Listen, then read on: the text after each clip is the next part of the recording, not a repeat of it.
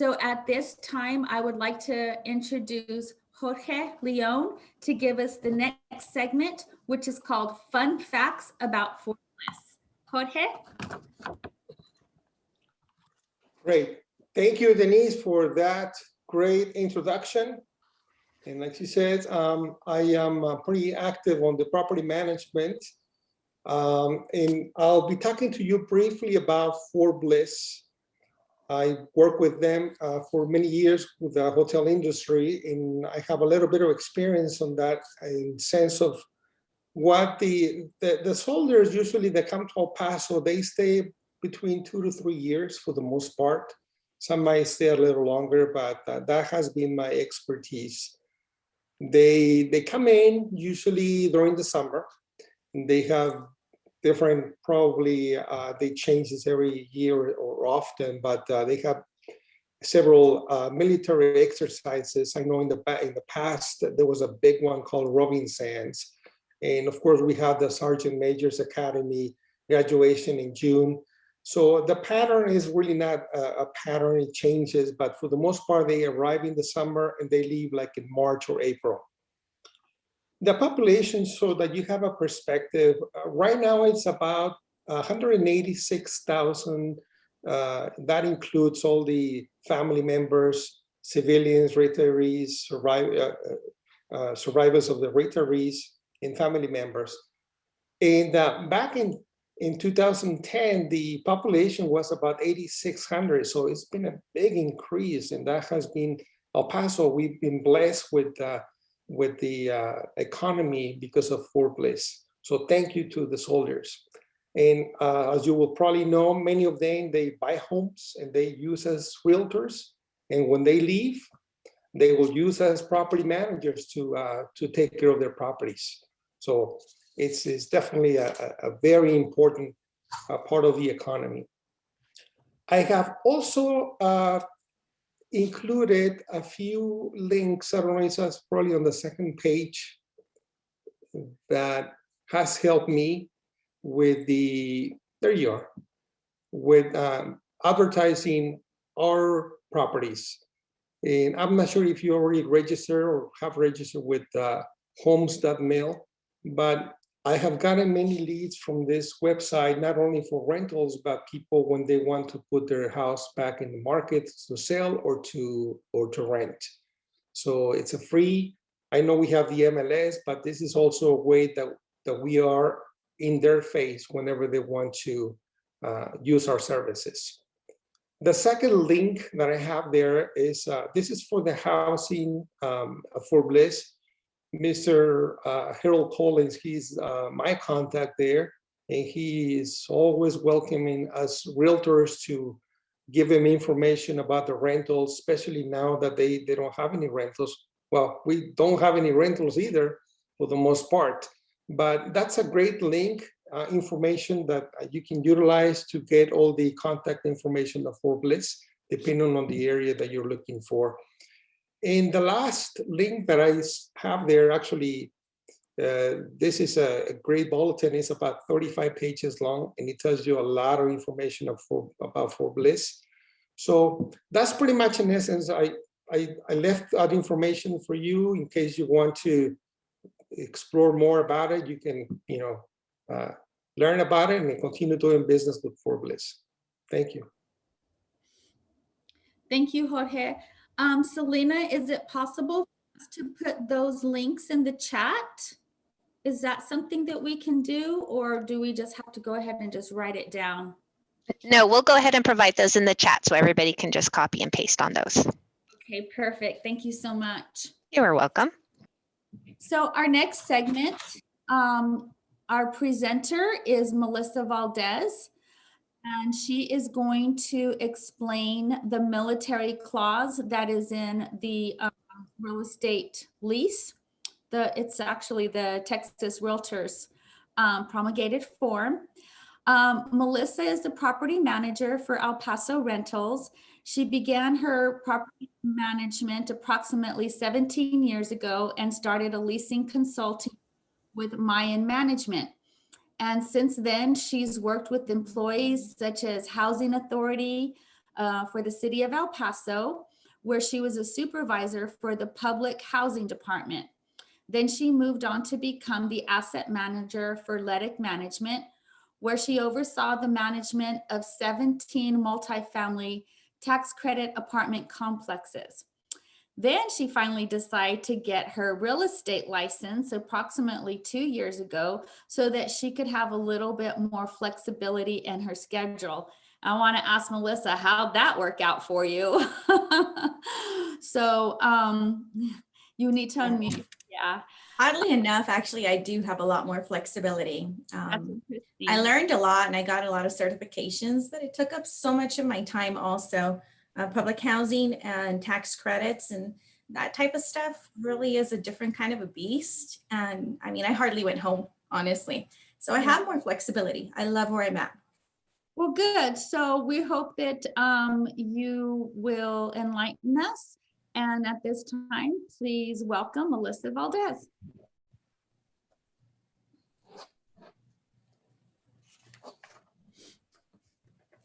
All right, guys, so I prepared a small little PowerPoint just to touch on a few things. The first thing is the military clause. Basically, the military clause covers service members from terminating their lease early, okay? Now, there's a difference between the SCRA. The SCRA is actually a law that was passed, okay? And that's protecting the service members. That right there can differ from your residential leases. You can add different and other stipulations to your under special amendments or anything like that if you wish to add other circumstances. But in quick, you can find the military clause in the residential lease in section 28, item A1. Basically, it allows military personnel who are called to duty or must relocate due to connected service activity, the ability to have security deposits returned and to leave a lease contract before the end of its term. Next slide.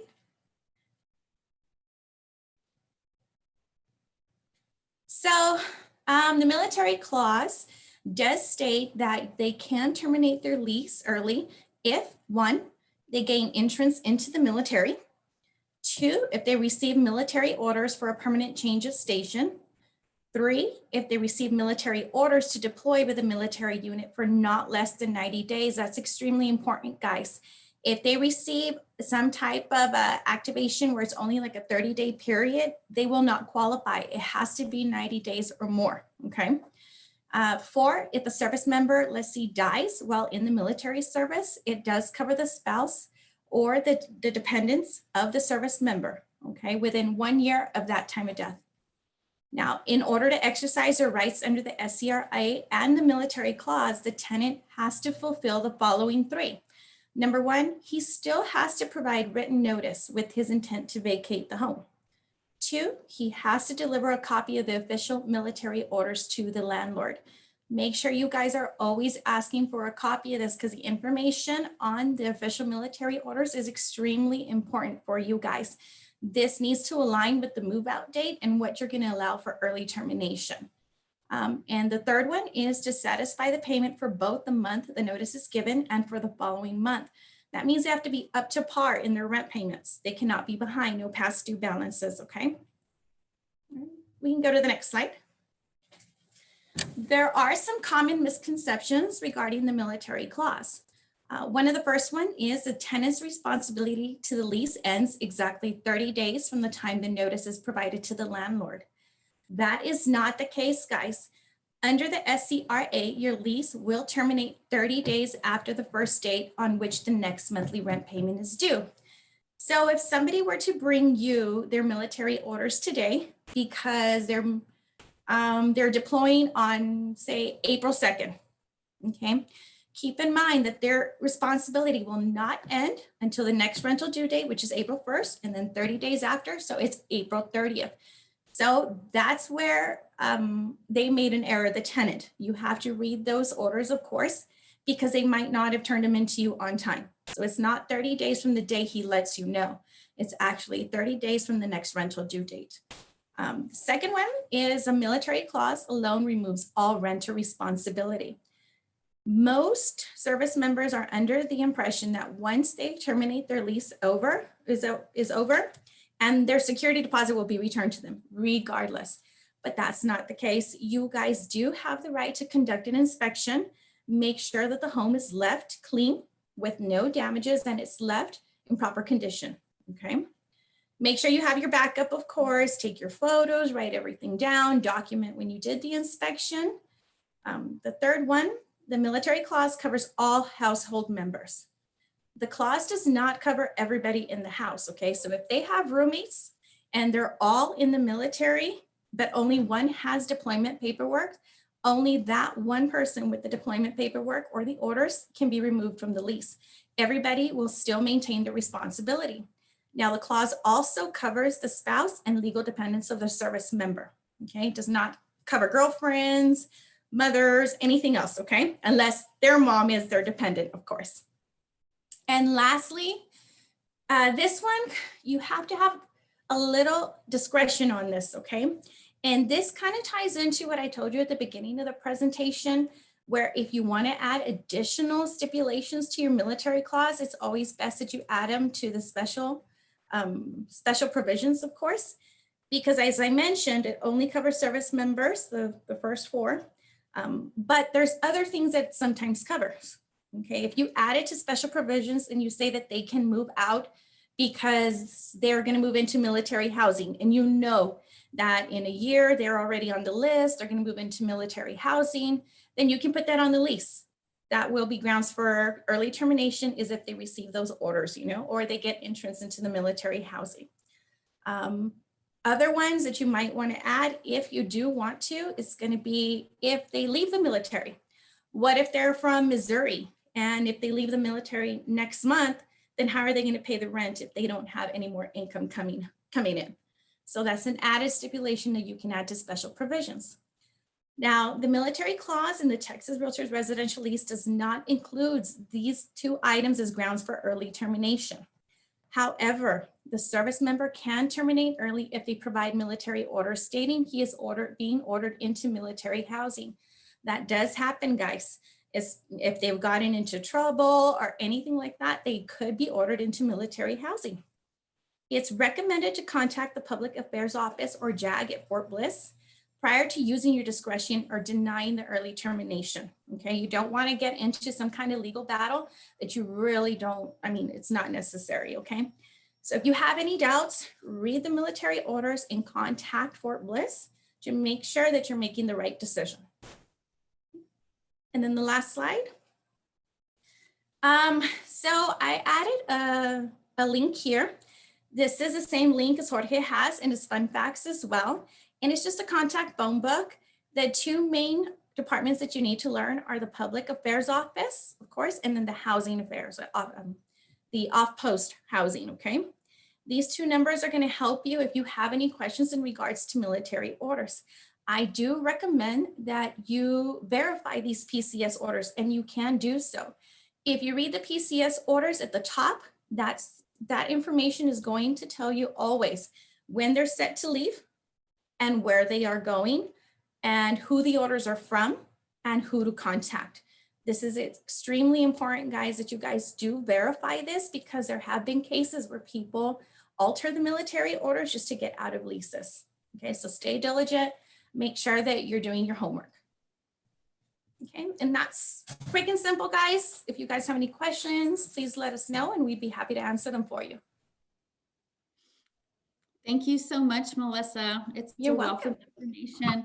And I would like to recognize that Thalia Padillo, who is the broker for Thalia and Company Realty, assisted Melissa in gathering this information, and we are extremely grateful for your input as well, Thalia. Thank you for that. Thank you. So next, to go into this subject just a little bit further, a little bit deeper, I would like to introduce Matthew Gretel, who is the Keller Williams CEO and team leader for Market Center 68 for El Paso and Las Cruces. And most importantly, he is retired United States Army Command Sergeant Major. So hopefully we can get a little bit more insight from Mr. Gretel. Mr. Gretel, The floor is yours. All right. Hey, thank you, Denise. Hey, how's everybody doing today? Great. Thank you. All right. So, hey, so as Denise said, I'm a retired Command Sergeant Major Matthew T. Grudel, CEO, team leader of Keller Williams Realty here in El Paso and Las Cruces. And so I'm going to kind of talk a little bit about the actual rental application, the Texas Realtors residential lease application, and really specifically on page 2.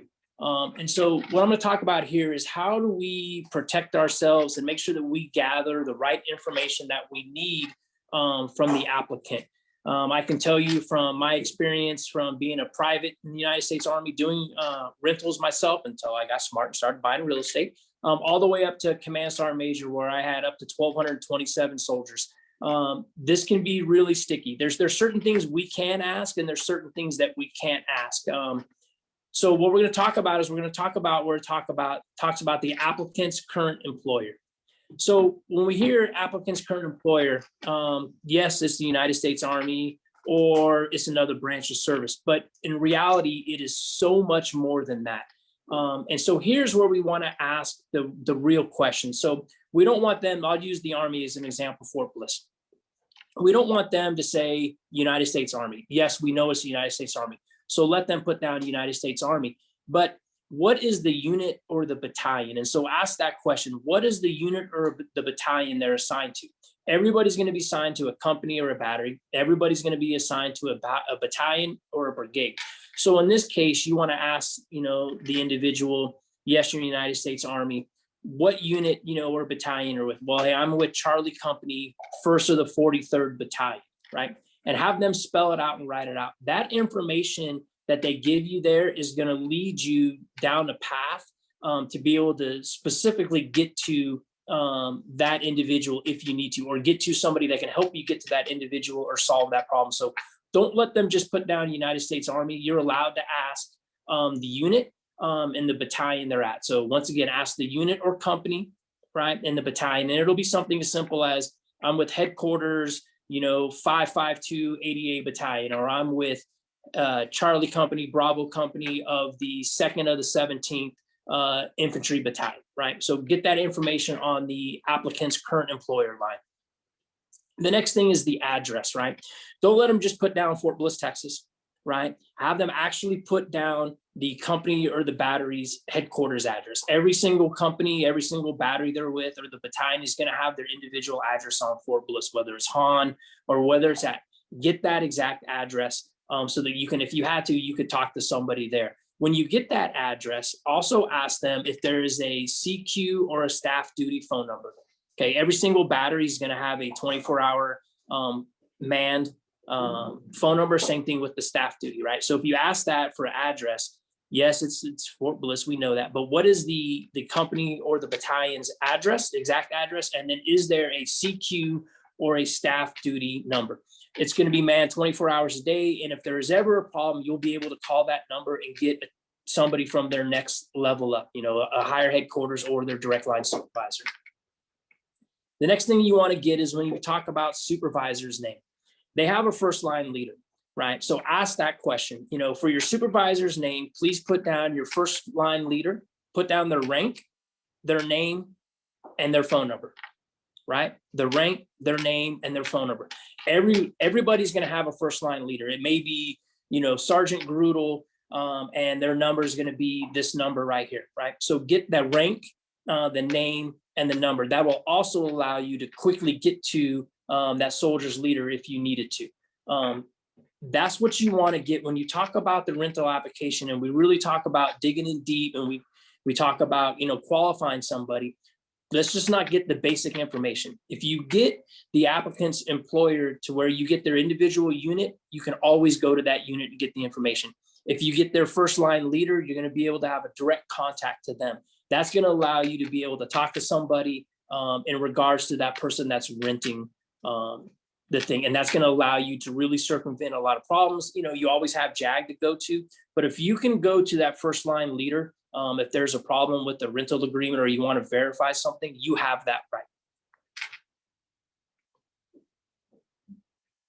Any questions on that?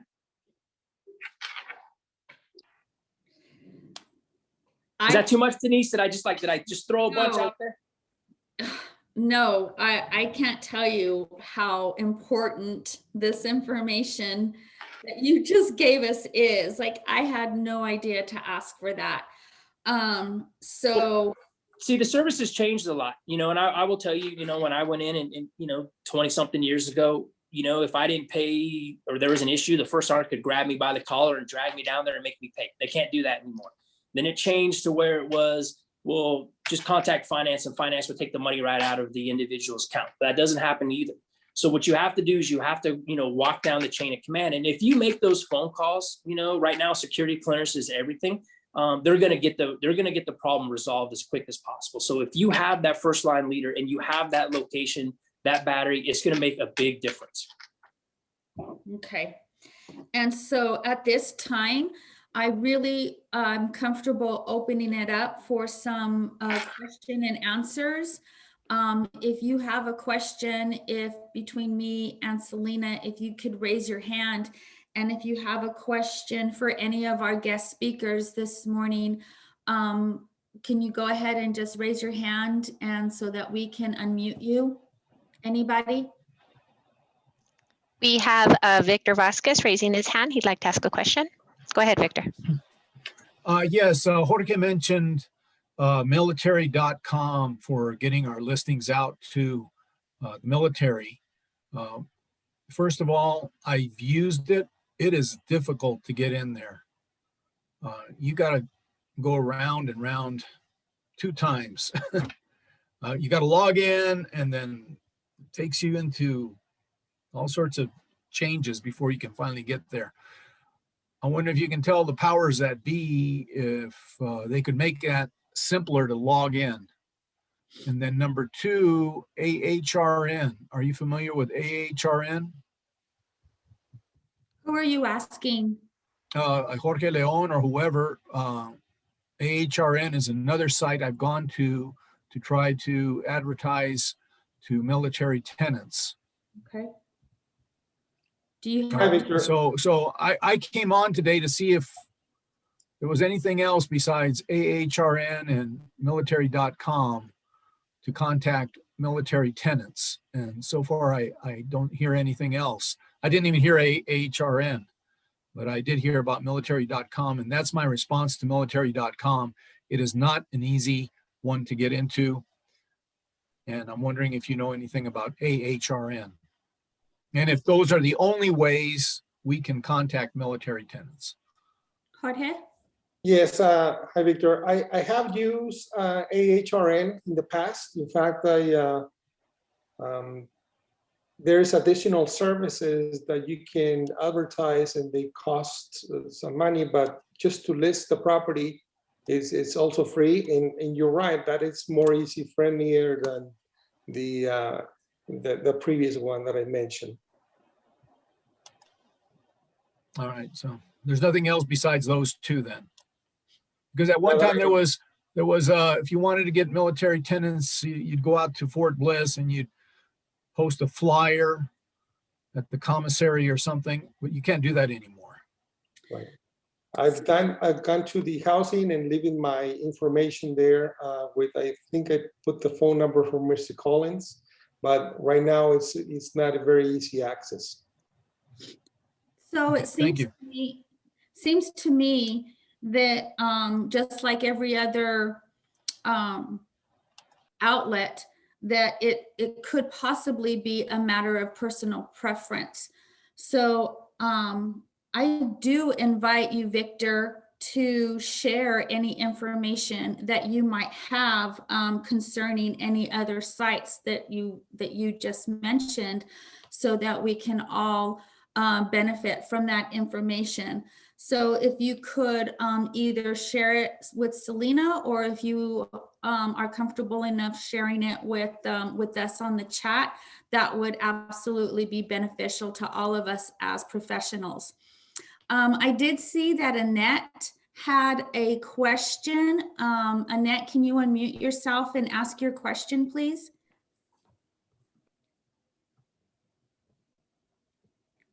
Annette Serrano. The question has been answered on the chat, Okay, but I do know that Jorge has a question. okay, go ahead. Go ahead. Well, I was going to mention another good source of leads is the hotel properties. Many of them, especially like the extended stay hotels, such as the Stay Bridge, the Chase Suites, Residence Inn. Normally, they stay there when there's no houses available on post, and that would be another lead generator that I've used in the past.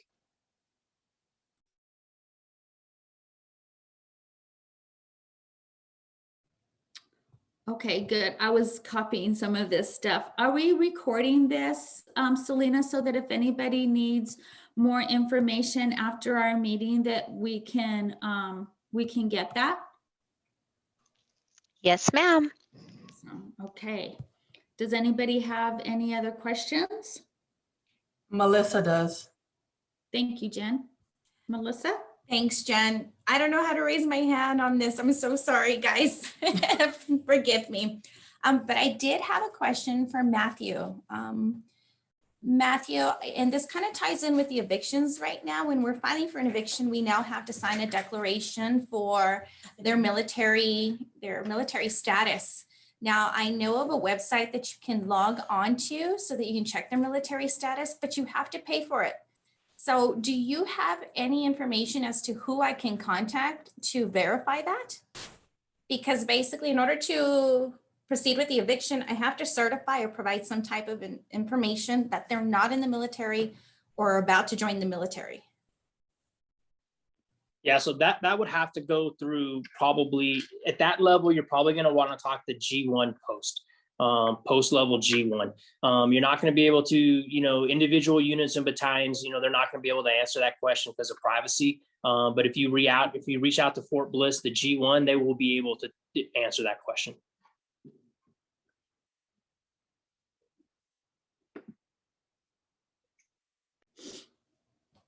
Okay, thank you. Matthew, I have a question. And at this point, like, I didn't know that we could ask for the first line leader, their rank, their name, and what have you. So at this point, if we have any tenants who are in the military and we didn't get that information, maybe we just have a basic number and they're behaving badly, how do you suggest we move forward in trying to just either talk to them or make sure that they know that we're serious about the condition of the property, or, if they have somebody living there? How do we go about it at this point?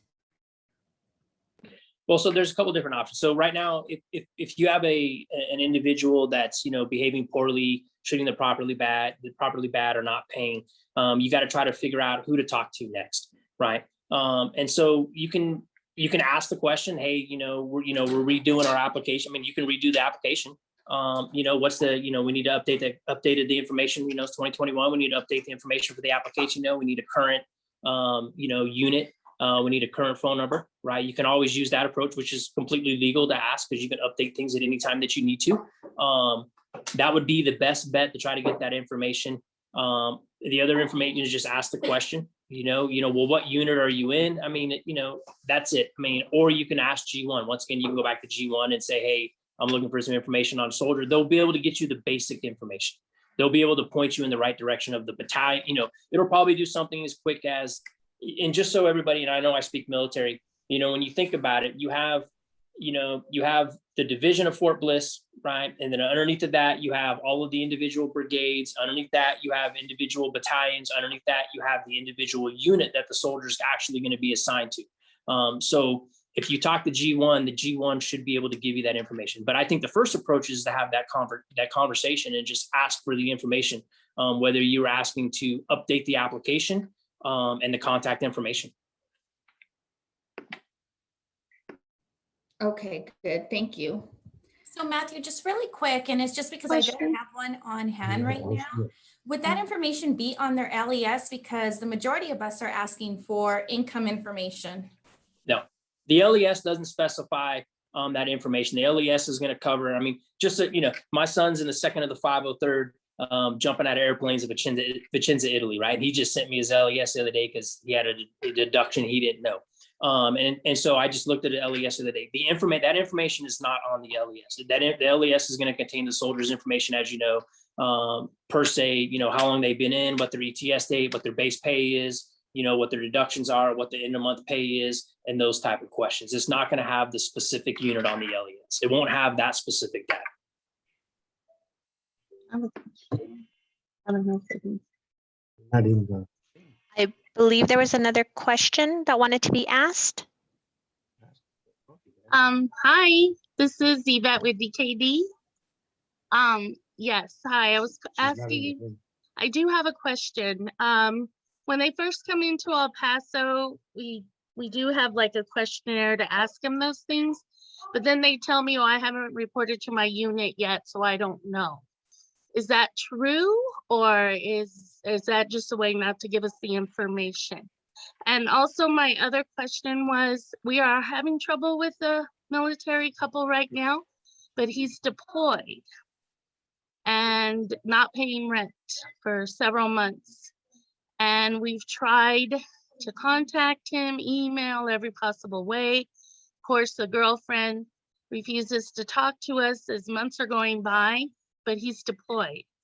So what kind of chain of command can we go that way to get some kind of response for this delinquent rent that they're not paying?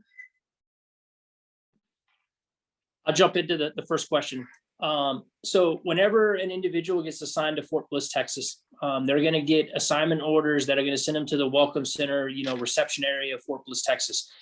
Through that process, they're going to get their orders to their battalion or their brigade. They may not have, when they first get there, until they're actually at the unit, they may not have those individual orders. They'll get the orders to the brigade, most likely directly to the battalion. So you'll have the battalion that they're going to, and then that battalion S1 will then tell them where they're going to go to for the individual unit, whether it's Alpha, Bravo, Charlie, Delta headquarters. But you'll have a minimum within the first week, 2 weeks that they're at Fort Bliss, they're going to know what battalion they're going into. So if they're PCS, they're a brand new soldier coming from basic training or AIT, or they're a soldier PCSing from Fort Campbell, Kentucky, you know, for example, they're going to know that they're coming to Fort Bliss. They're going to have a welcome center is where they're going to go to initially. And then, but most likely they'll have a brigade. And then while they're in processing, they'll at least have a battalion that you should be able to get the information from. And the battalion is probably, I mean, that's one of the best, the battalion CSM. I mean, if a call came across, we were immediately reaching down to the unit to get that soldier fixed in any way. So you'll have that. The second question is, do you know that the soldier is deployed because you have deployment orders? Well, honestly, like we've been after him for about 3 months now. Okay. And then I finally kind of sent another letter telling him that he needs to contact me by Friday, you know, or I'm going to Fort Bliss and put in a complaint. And then all of a sudden he answered. And then now he says that he was deployed and he just got back. So he's playing the, oh, I didn't know you haven't gotten paid, you know, for 3 months. So he's playing that card right now, and then now, so I told him that, you know, the girlfriend has been avoiding us the whole time. You haven't sent any payments. We've been sending emails with delinquent rent. I mean, they know, okay, they get him on their email every month. So our problem is right now is how much now can I go to Fort Bliss and put in a complaint? He's supposedly here now in the States. Of course, he won't tell us where he's at, but the girlfriend's in the house, won't leave. He won't pay. Both of them won't pay. And they broke up, supposedly. So of course, he's saying that I'm not going to pay for her rent. I broke up with her since November.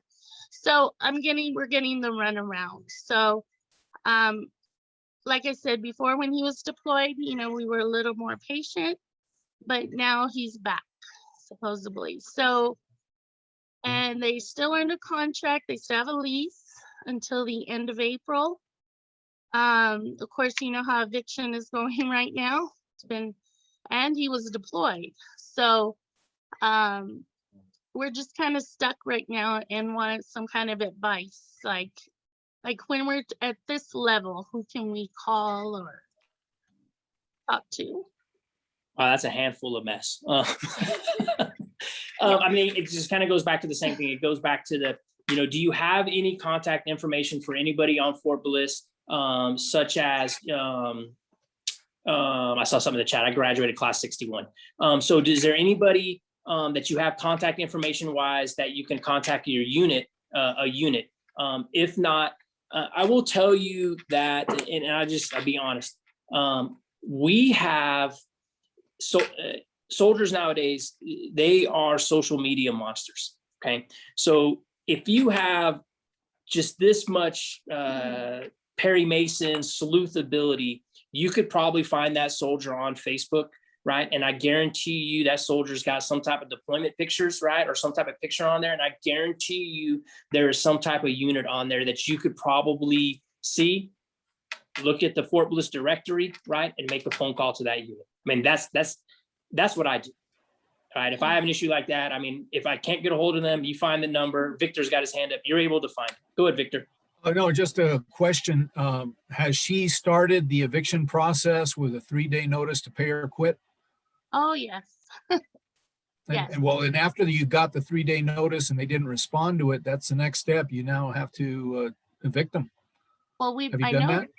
I Have you know, done but that? we've been going through the steps with the evict. We couldn't evict until December, and then they got moved till the end of January, and now we can't evict until March 31st. So Well, that's probably because of the COVID situation, isn't it? well, yes, in the courts, when I call, they tell me that I can submit it, but they can't give me a date, they can't give me anything, and I have to do it online.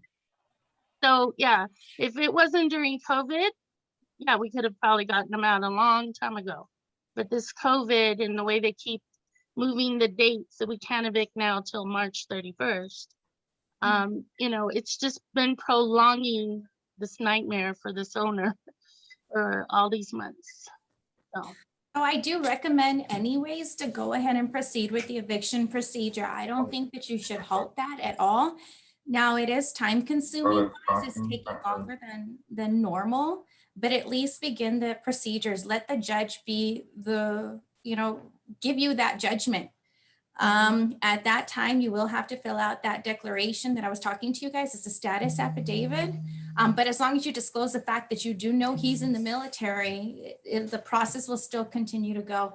The judge will hear him out. He might give him a little bit of an extension. That's happened to me before, where because of his situation, they'll give him a little bit of an extension, but that won't relieve him from the responsibility of him paying the rent.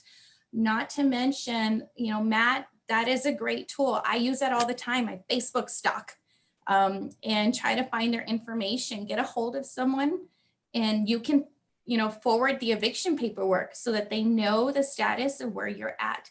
But I would definitely not give you the recommendation to stop the process. Don't shy away from the fact that the ordinance is saying you can't evict them. The ordinance does not say you can't evict them. It just says you got to wait a little bit. There's an extension. There's certain circumstances that we're providing extensions for. So your eviction might be prolonged, but it's inevitable if they don't pay you. oh no, exactly. We'll get them there. We'll definitely get them there. Yeah, we had an attorney as our program last month, and she reiterated exactly what Melissa just said, is that just move forward with the eviction. And it's not as time consuming or hard as we would think online. I mean, we did an eviction in the middle of COVID. And Melissa's absolutely right. It was based on all of the evidence that we had to take all the evidence to the judge, and we were prepared, as I know you are too. So don't let that stop you. No, we've evicted during COVID. We're talking about this particular situation. He was deployed. So I mean, there was no way there, he would definitely not be in court.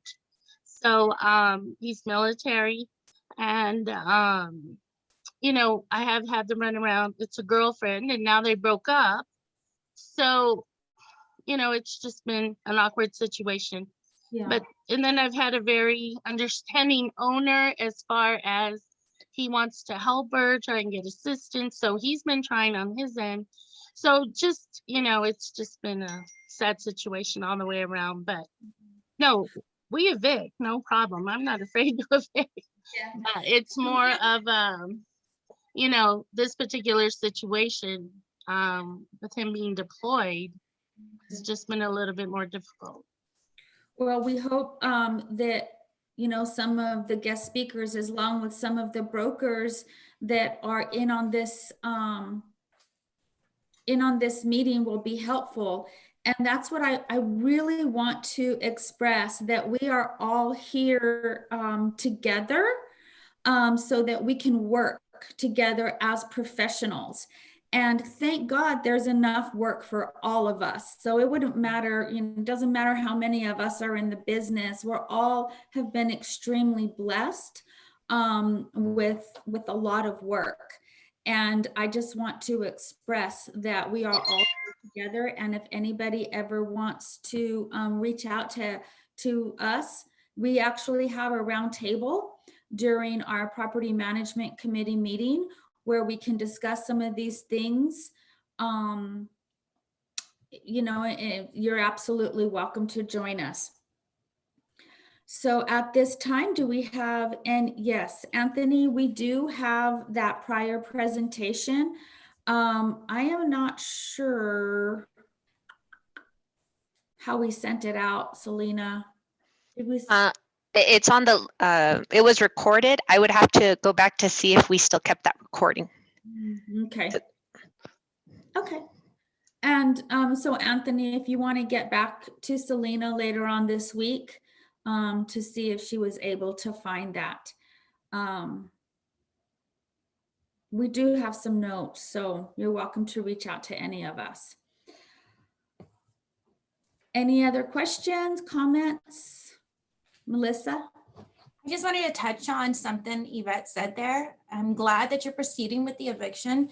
Just so you guys are aware, if you haven't filed an eviction during COVID, especially right now, part of that ordinance is when you actually attend the eviction, what's going to happen at that time is the judge is going to ask you if for some reason you would allow them to enter into a rental assistance program.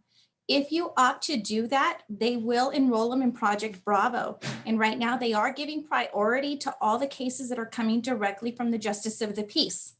So you have that additional assistance as well. So that's just a little bit of a light at the end of the tunnel, is that the Justice of the Peace is helping us as renters and landlords as well.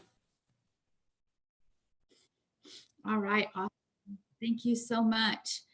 Thank you everybody for all of your input. At this time, we're going to adjourn this meeting, and I just wanted to send a personal thank you to Araceli Gaitan for helping me yesterday in my moment of madness while I went to go pick up children for spring break. Thank you for your help, Araceli. I appreciate it. And so if anybody has any other questions or comments, we're going to adjourn this meeting. Go ahead, Selena. Before we adjourn, I would just like to say to everybody, if at any time that you are interested in joining the Leasing and Property Management Committee, thus getting all this great information, or any other committees for that fact, if you go to our website, and I'm just going to share screen real quick, on our website, right here under membership, we have the Join a Committee. You simply click there and you will be taken to the committee application. There's a synopsis of all the different committees you can join. But again, join, participate, great information. Thank you, Denise. Absolutely. Thank you, guys. So be safe out there on this very, very windy day. It's going to get pretty brutal from what I hear. So take care, and everybody be safe out there. With that, we will adjourn. Thank you.